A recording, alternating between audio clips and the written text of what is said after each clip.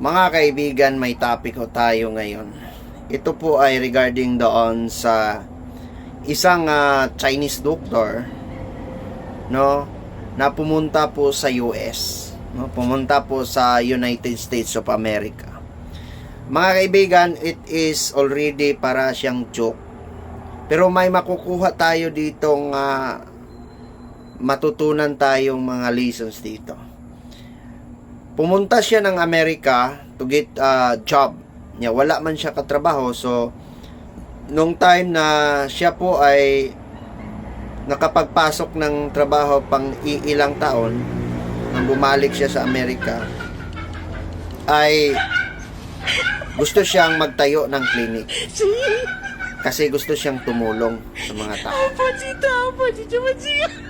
Bibigyan niya ng $100 yung mga taong nawala yung taste sa pagkain, ganun, sa smell, sa memory, ganun, no?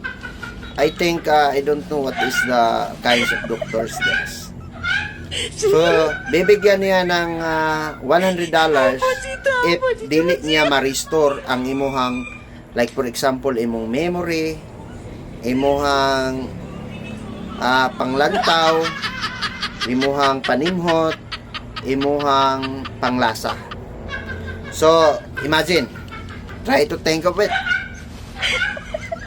Nagtayo na siya. So, there is an American lawyer. There is an American lawyer. So, taking of an advantage, pumunta po ang isang lawyer doon. Ang sabi, nawala daw ang kanyang panglasa or taste. Noon, wala. So, sabi ng doktor, kunin mo ang panggamot. Pinatakan ang kanyang dito sa may sa dila niya. Ang gipatak, kerosene. So, yan na ang lawyer. Unsa man ni Dok, ang imuhang gibutang sa akong baba, kerosene man ni. So, yan ang doktor nga Chinese. Congrats, you have a $20. No? Kaya ingon, kung hindi ma-restore, tagaan niya $100. Kung ma-restore niya, $20. So, gihatagan niya ang 20. Congrats, your taste is restored. So, bumalik na daw panglasa. So, pumunta na naman tayo doon sa isang tao na naman, isang Amerikano, pumunta na naman sa kanyang clinic. Nawala yung smell or panimhot. Kumuha ang isang doktor. Pinatakan na naman dito. Kerosene pa rin. Pag ganun niya, Dok, kerosene man ni imong gibutang sa akong ilong.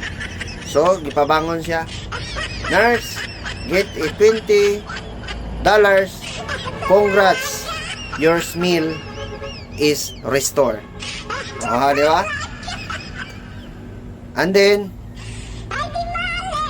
nung sa kanyang naman, paningin, nilalagyan naman kasi may pumunta na naman doon na isang American. Pinatakan na naman ng kerosene ang kanyang mata. Ang sabi niya, sana patakan na. Hindi pa napatakan. Pag ganon, kerosene man ni ana.